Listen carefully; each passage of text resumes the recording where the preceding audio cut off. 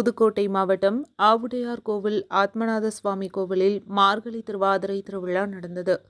மார்கழி திருவாதிரை திருவிழா 2ஆம் நாள் திருவிழாவை முன்னிட்டு மாணிக்க வாசகர் வெள்ளிச்சந்திர பிரபையில் நிஜரூப காட்சி கொடுத்தார். ஆவுடையார் கோவிலில் மிக பழமையான ஆத்மநாத சுவாமி கோவில் உள்ளது. இக்கோவில் பாண்டிய மன்னரிடம் முதலமைச்சராக இருந்த மாணிக்க வாசகர் பாண்டிய மன்னரின் குதிரை படையை பலப்படுத்த, விரிவுபடுத்த குதிரை வாங்க ஆவுடையார் கோவில் பகுதிக்கு வந்தபோது சிவன் அருளால் கட்டிய கோவில் ஆவுடையார் கோவில் ஆகும். திருவாவடுதுறை ஆதீனத்திற்கு சொந்தமான இக்கோவிலில் ஆண்டுதோறும் திருவாவடுதுறை 24வது குருமகா சன்னிதான அம்பலவான தேசிக பரமாச்சாரியார் சுவாமிகள் அருளாணைப்படி மார்கழி திருவாதிரை திருவிழா 11 நாட்கள் நடத்தப்படுவது வழக்கம்.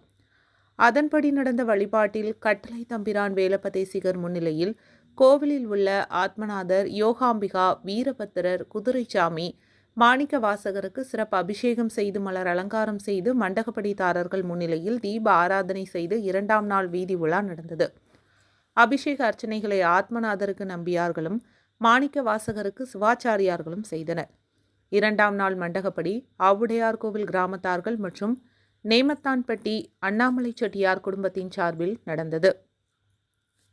விழா ஏற்பாடுகளை தென்மண்டல மேற்பார்வையாளர் முத்துகிருஷ்ணன், கோவில் துணை கண்காணிப்பாளர் கதிரேசன் ஆகியோர் செய்தனர். மார்கழி திருவாதிரை திருவிழாவில் முக்கிய நிகழ்வுகளான 7ஆம் நாள் திருவிழாவில் மாணிக்க வாசகர் இடப வாகனத்திலும், 9வது நாள் திருவிழாவில் திருத்தேரிலும், 10ஆம் நாள் திருவிழாவில் வெள்ளி ரதத்திலும், 11ஆம் நாள் திருவிழாவில் திருவாசகம் பிறந்த வரலாறு தொடர்புடைய அதிகாலை உபதேச காட்சியுடன் விழா நிறைவடைகிறது. விழாவை முன்னிட்டு மேலதாளம் முழங்க வான வேடிக்கையுடன் வீதி உலா நடந்தது. வீதி உலாவை தொடர்ந்து ஓதுவார்கள் திருமுறை பாடினர்.